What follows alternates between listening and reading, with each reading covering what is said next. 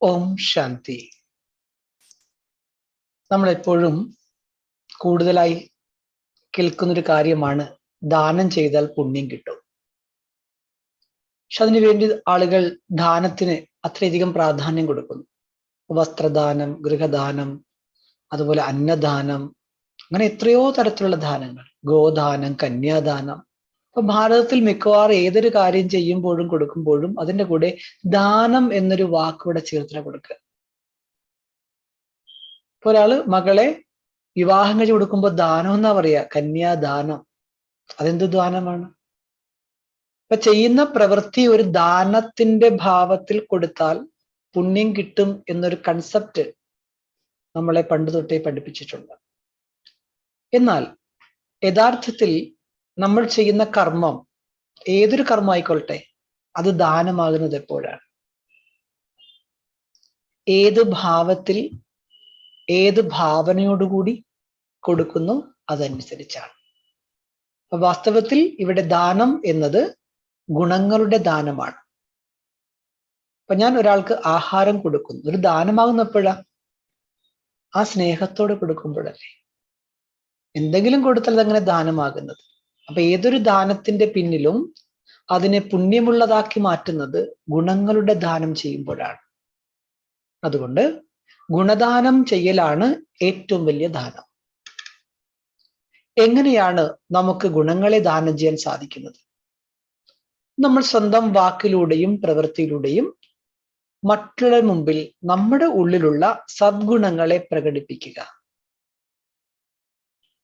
അപ്പൊ നമ്മൾ വാക്കുകളിലൂടെയോ പ്രവൃത്തിയിലൂടെയോ നമ്മുടെ ഉള്ളിലുള്ള ഗുണത്തെ വെളിപ്പെടുത്തുന്നു.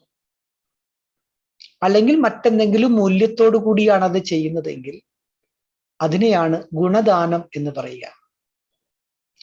അങ്ങനെ സദ്ഗുണങ്ങൾ എന്നിലൂടെ മറ്റുള്ളവർക്ക് ലഭിക്കണം, അല്ലെങ്കിൽ ദാനം ചെയ്യണം എന്ന ലക്ഷ്യമുള്ള ആളുകൾ തീർച്ചയായിട്ടും അവരുടെ ഓരോ ചിന്തയിലും വാക്കിലും പ്രവൃത്തിയിലും ശ്രദ്ധയുള്ളവരായിരിക്കും. കാരണം ഞാനുമായി ബന്ധപ്പെടുന്ന എല്ലാവർക്കും എന്നിലൂടെ സ്വാഭാവികമായി എന്തെങ്കിലും നേട്ടമുണ്ടാകണം എന്ന് അവർ ആഗ്രഹിക്കുന്നു. അതുകൊണ്ട് തന്നെ ആ ലക്ഷ്യത്തെ മുൻനിർത്തി മുൻപോട്ട് പോകുന്ന വ്യക്തിയുടെ മുമ്പിൽ ആര് വന്നാലും അവർ ഒരിക്കലും വെറും കൈയോടെ തിരിച്ചു പോകില്ല. എന്തെങ്കിലും അറ്റ്ലീസ്റ്റ് ഒരു ഹൃദയം നിറയ്ക്കുന്ന, മനം നിറയ്ക്കുന്ന ഒരു ചിരിയെങ്കിലും അവരിൽ നിന്ന് അവർ സ്വീകരിക്കും. വെറും കൈയോടെ ആരും മടങ്ങിപ്പോ ഒരു ഗിഫ്റ്റ് കൊടുത്താൽ വിടുക. ആ ഗിഫ്റ്റ് എന്താ? ഏതെങ്കിലും ഒരു ഗുണം. അപ്പൊ എനിക്ക് എൻ്റെ ഉള്ളിലുള്ള സദ്ഗുണങ്ങൾ ഉപയോഗിക്കണം എന്നുള്ള ലക്ഷ്യം നിരന്തരം എൻ്റെ ഉള്ളിലുണ്ടെങ്കിൽ ഏതൊരു സാഹചര്യത്തിലും എനിക്ക് അത് സംതൃപ്തി നൽകുന്നുണ്ട്. ആ ലക്ഷ്യം ഞാൻ വെക്കുന്നു. അയ്യോ അത് ശരിയായില്ല, അങ്ങനെ ആകാൻ പാടില്ലായിരുന്നു, ഈ ഒരു ചിന്തയ്ക്ക് പകരം തൃപ്തിയാണ് എനിക്കത് ലഭിക്കുക. കാരണം സദ്ഗുണങ്ങൾ എൻ്റെ സ്വത്താണ്. ആ സമ്പത്ത്, ആ നിധിയെ ഞാൻ എത്രത്തോളം പ്രാക്ടിക്കലിൽ അപ്ലൈ ചെയ്യുന്നുവോ അതിനനുസരിച്ച് ആ ഗുണം എൻ്റെ ഉള്ളിൽ വർദ്ധിച്ചു വരുന്നതായി എനിക്ക് ഫീൽ ചെയ്യാൻ സാധിക്കും. ഞാൻ നേരത്തെ എന്തായിരുന്നോ ഇപ്പോൾ ഞാൻ അതിനേക്കാൾ കൂടുതൽ സമ്പന്നനായി എന്ന് സ്വയം കണ്ടെത്താൻ എനിക്ക് സാധിക്കും.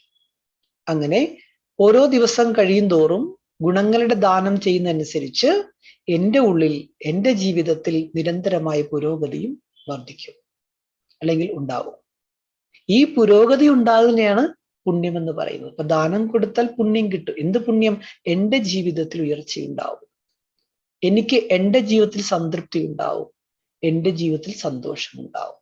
അങ്ങനെ ഇന്നത്തെ ദിവസം നമ്മൾ ഈ ഒരു പ്രാക്ടീസ് ചെയ്യൂ. എന്നിലൂടെ ഞാനുമായി സംബന്ധ സമ്പർക്കത്തിൽ വരുന്ന എല്ലാവർക്കും എന്തെങ്കിലൊക്കെ പ്രാപ്തികൾ ഉണ്ടാവണം. ഓക്കെ.